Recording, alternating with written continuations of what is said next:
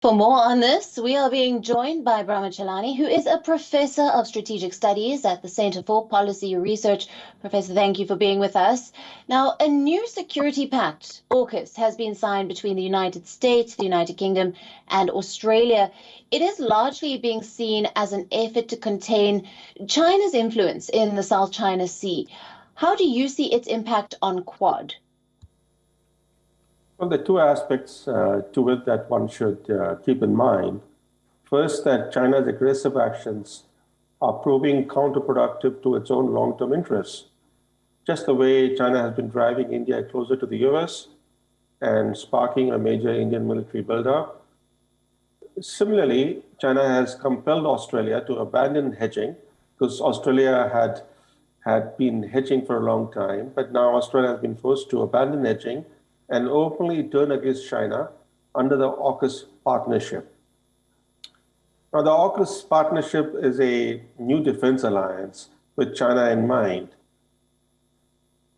There is a lot of hype about it. If one ignores all the hype, the fact is that AUKUS cannot counter China's pressing challenge. China is posing a pressing challenge because of its rapid militarization and expansionism. And AUKUS will take years to bear fruit. Now, if you look at the main product that AUKUS will deliver to Australia, which is nuclear-powered submarines, the first nuclear-powered submarine is going to be completed in 2040, which is almost 2 decades from now. By then, the entire landscape in the Indo-Pacific would have changed, and changed largely in China's favor. Right, Professor. Now you've spoken about the submarine deal. Of course, it's been making headlines. While the Biden administration has made, it was a rather stunning move to transfer the tech to Australia for the nuclear submarines. Do you see a deeper defense tie-up between New Delhi and Washington? Well, actually, on the contrary, what we are seeing is that the US is giving priority to AUKUS over the Quad. And in a way, India's preeminence in the Quad, because the Quad really centered on India. The other three members of the Quad, Australia, Japan, and the US, are already tied by bilateral and trilateral security arrangements that are founded on treaties. So the Quad really centered on India. And now AUKUS is casting a long shadow over the Quad. It speaks for itself that before Biden meets with Modi, before he holds this Quad summit tomorrow, he's already met with separately the British Prime Minister and the Australian Prime Minister. He met both of them before yesterday.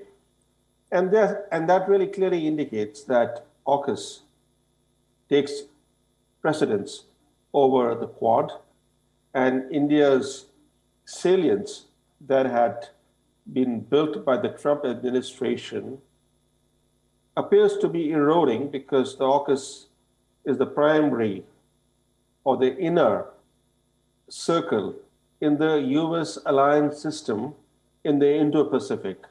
One other thing that we should bear in mind, that under AUKUS, the US is going to transfer to Australia not just the nuclear propulsion technology for building nuclear-powered submarines, but it will also share frontier technologies like quantum technology, artificial intelligence technology with Canberra, technologies that the US won't share with Japan or with India. Japan is a very close ally of the United States.